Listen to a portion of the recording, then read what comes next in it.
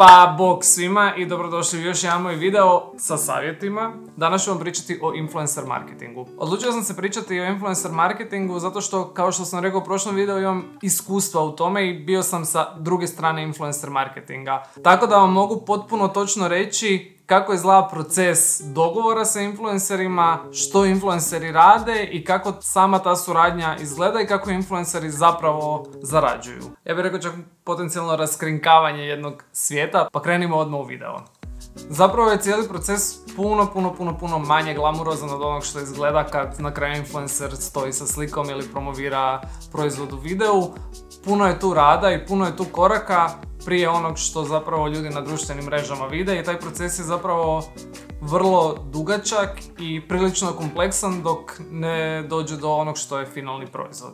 Prva stvar je kako uopće brand nađe influencera ili influencer nađe brand. Vrlo jednostavno. Čisto pretraživanje po društvenim mrežama, a nekada i čak neke baze podataka koje sadrže razne influencere. To je možda najduži dio svega toga skupa, cijelog tog procesa. Druga stvar, kako uopće dolazi do dogovora. Pa ja sam imao priliku raditi sa influencerima na američkom tržištu. Dakle, to su bili stvarno veliki influenceri koji su zapravo zarađivali jako puno i oni više manje imaju svoje agente. Odnosno, ako je influencer veći, najčešće nećete pričati direktno sa influencerom, nego ćete pričati sa agencijom, odnosno agentom pod čijim imenom je taj influencer.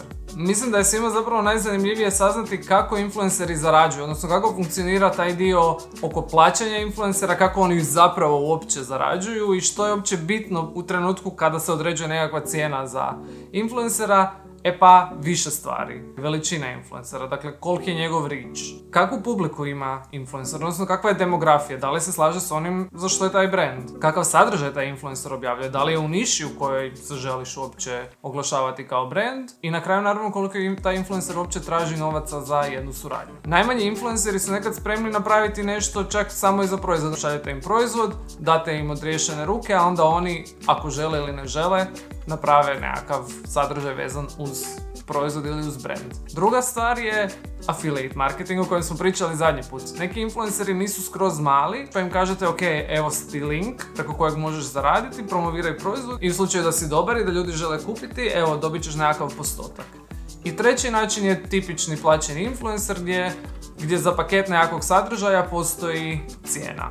Cijena ovisi o milijun faktora. O svim onim faktorima od prije. Koliko sadržaja, da li je nekakav dugoročni dogovoren deal ili je to samo jedan komad sadržaja, da li je to video sadržaj, na kojoj mreži, hrpa toga ulazi u izračun toga koliko zapravo za brand to vrijedi i koliko influencer na kraju želi novaca. Koliko će ta promocija na kraju koštati. Nije nemoguće ni da influencer odbije suradnju čisto zato što ili mu se ne sviđa proizvod ili misli da taj proizvod jednostavno ne paše u njegov brand i ne želi samo surađivati bez nekog drugog razloga koji nema veze ni sa cijenom, ni sa publikom, ni sa ničim drugim, nego jednostavno osobna preferencija influencera.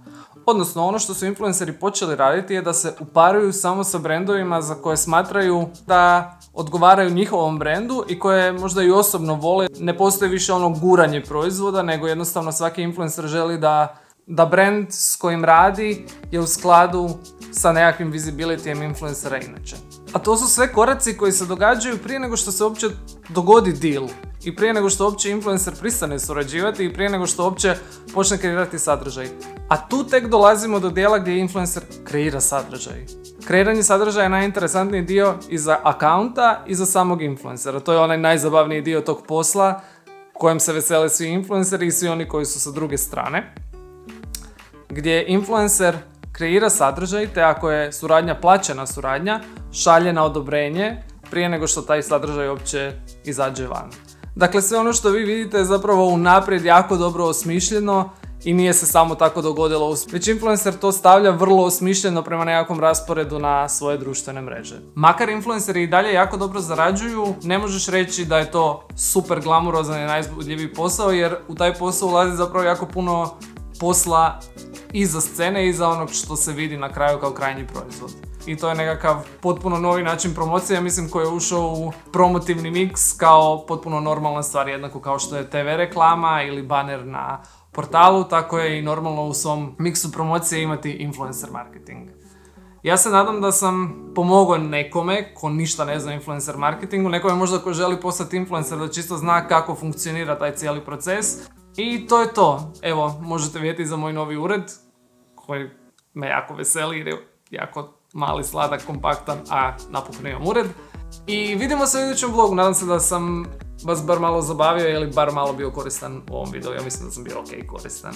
Vidimo se. Ćao. Uvijek razmišljam da li da stojim ili da sjedim i onda sjednem, ali onda shvatim da puno bolje pričam i lakše mi je kad stojim, ali krenimo sa sjedenjem ovaj put.